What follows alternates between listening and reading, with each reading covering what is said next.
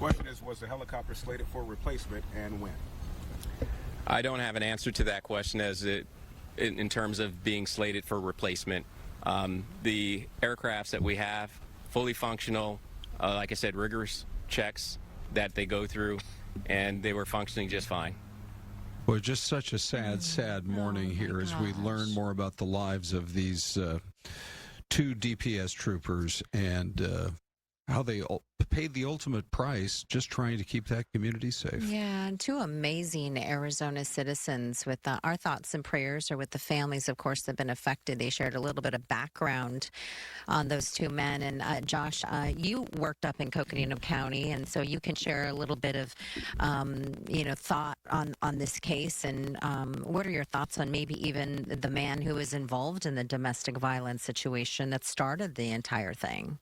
Yeah, this is a tough case for the Coconino County Attorney's Office because they're dealing with a situation where there might be a situation where they can charge felony murder. And if you recall, there's a similar situation where the Maricopa County Attorney's Office chose not to do so, and this was in 2007, and there was a high-speed chase, and two news helicopters that were following the high-speed chase crashed and then fell in flames in Indian School Park on Central and Indian School. Yeah, it was pretty scary. They ultimately decided not to charge felony murder because they said that it wasn't foreseeable that the news helicopters would crash.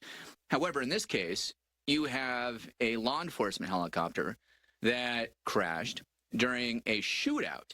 And, it could be foreseeable that the helicopter would crash in a scenario like this, especially because there are accounts that the suspect in this case was shooting at the helicopter. And if any of those bullets hit the helicopter or were in that proximity, felony murder is on the table. And what that means is the death penalty could also be on the table. Wow. Okay.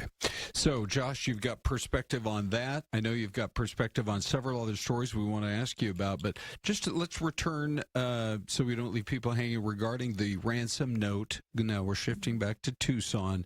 From what you've learned, and people have seen it now, and Harvey Levin was extensive in his description of it, does it seem to you like it is a hoax or more legit? It's hard to say because we don't have the classified information that hasn't been released to the public. Right. Specifically, what information in that note was not publicly available. And, Harvey did mention that the location of the Apple Watch was not publicly available information. So that certainly is an indicator of its authenticity. Now, does that mean that Nancy Guthrie is still alive? No, it certainly does not mean that. But it also could mean that this person is involved in some way, shape, or form, and they're trying to profit off of the disappearance of Nancy. And I don't know if you can share anything about this. There was a question from a journalist who was at that press conference. They asked, have you been in contact with the Mexican authorities? I mean, Tucson is it's not Nogales, but you're like an hour from the border. Yep. How does that play out in a court case like this? And is it difficult then to get, I guess, Mexican officials to work with you if something like that, if they're in Mexico?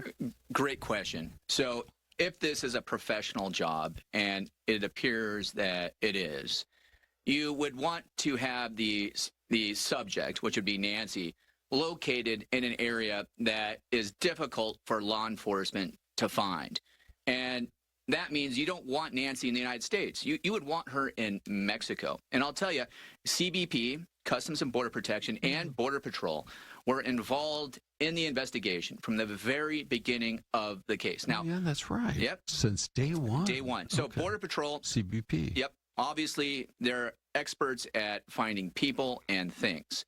So, yeah, you want them out and around the jurisdiction and area of the home. Now, CBP, their jurisdiction is a little bit different. They are looking out at the port of entries. So they're looking at what's called the outbound traffic going into Mexico to look for any suspicious vehicles that could have obtained or contained Nancy Guthrie. Right. So I want to know, as a citizen, what, if anything, CBP knew about the kidnapping. Same with Border Patrol, too. I want to know what, if anything, they found in and around the perimeter of the house. You know, we have, if you could stick around, Josh, for just 2 more minutes, there's another case where the county attorney felt she had to make a public statement last night regarding more officers coming under fire. Yeah. Can you stick with us for that? Absolutely. Okay. Back in a moment.